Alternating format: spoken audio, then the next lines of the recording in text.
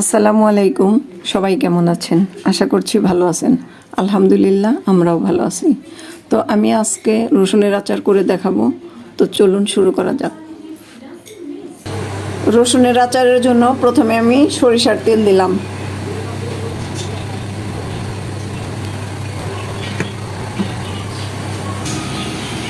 তেলটা গরম হয়ে গেছে।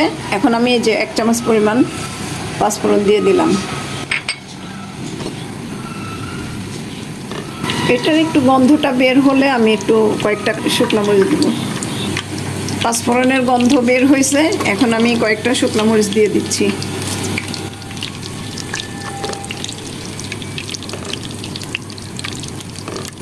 একটু ভাজা ভাজা করব, শুকনো মরিচটা একটু হালকা লাল হবে, ভাজা ভাজা হবে একটু। এখন আমি রসুনগুলো দিয়ে দিচ্ছি। আমি এখানে দেশি রসুন নিয়েছি, ছোট রসুন। এটার আচারটা খুব ভালো হয়। আপনারা যে কোনো রসুন দিয়েই করতে পারেন, বড় রসুন ছোট। আমি এটা দিয়েই করছি। আর আঁচটা মিডিয়াম এবং লোয়ের মাঝামাঝি রেখেছি।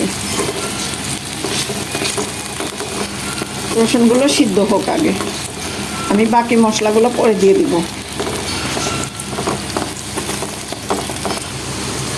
এ পর্যায়ে আমি কয়েকটা দারুচিনি দিয়ে দিচ্ছি কয়েকটা এলাচি এবং একটা তেজপাতাকে আমি ছোট ছোট করে ছিঁড়ে দিয়েছি।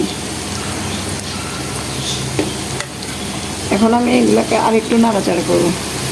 বাকি মশলা আর একটু পরে দিব।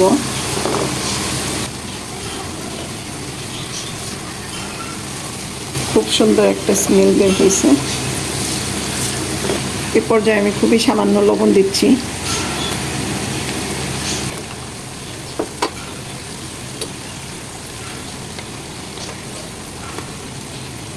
অল্প একটু রসুন বাটা দিলাম, হাফ চামচ জিরা বাটা এবং হাফ চামচ আদা বাটা।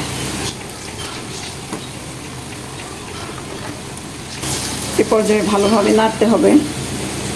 আঁচটা আমার মিডিয়াম এবং লোয়ের মাঝামাঝি আছে।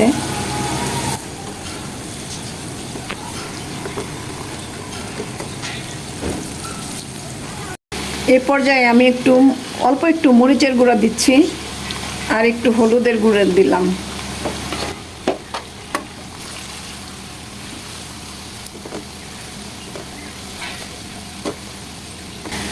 নাড়তে হবে অনবরত, রসুনটা যেন নিচে লেগে না যায়।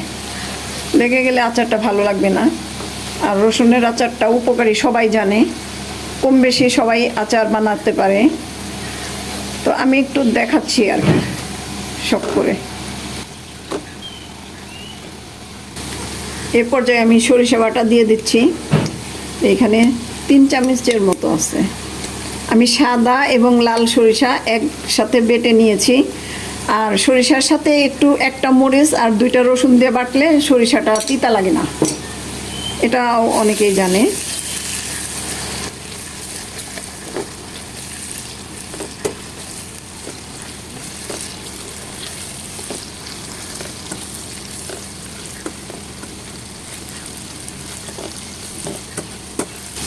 এভাবে আমি আরও বেশ কিছুক্ষণ নাড়াচাড়া করব।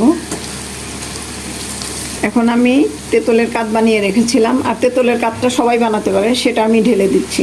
এখানে 1 কাপের একটু বেশি হবে।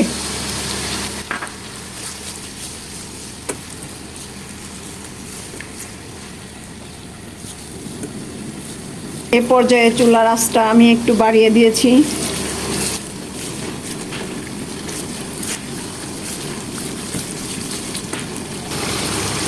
প্রায় 1 কাপ পরিমাণ আমি চিনি দিয়ে দিচ্ছি। স্বাদটাকে ব্যালেন্স করবে তেঁতুল এবং চিনি।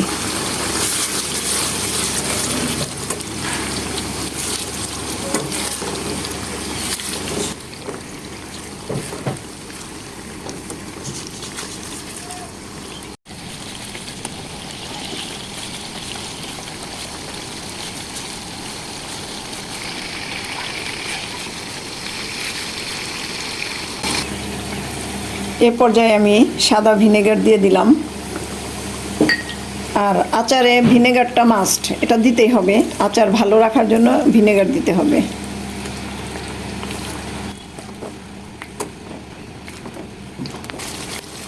আমি যে ভিনেগার দিলাম এরপরে একটু কারো চিনি লাগতে পারে, কিন্তু আমারটায় দেখছি আমি চিনি লাগবে না, একদম পারফেক্ট আচার হয়েছে। এখন আমি একটু এই পাঁচফোড়নের গুঁড়িটা দিয়ে একদম চুলাটা বন্ধ করে দিব।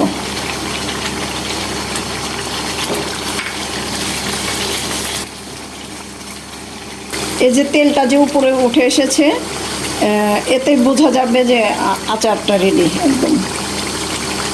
আর আমার রসুনটাও পারফেক্ট সিদ্ধ হয়েছে, আমি দেখেছি।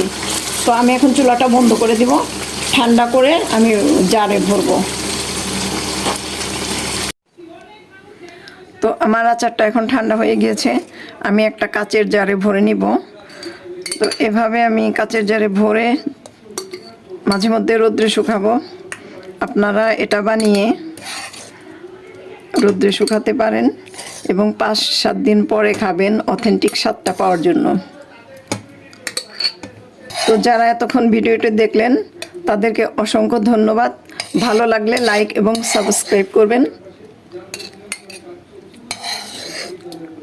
ধন্যবাদ।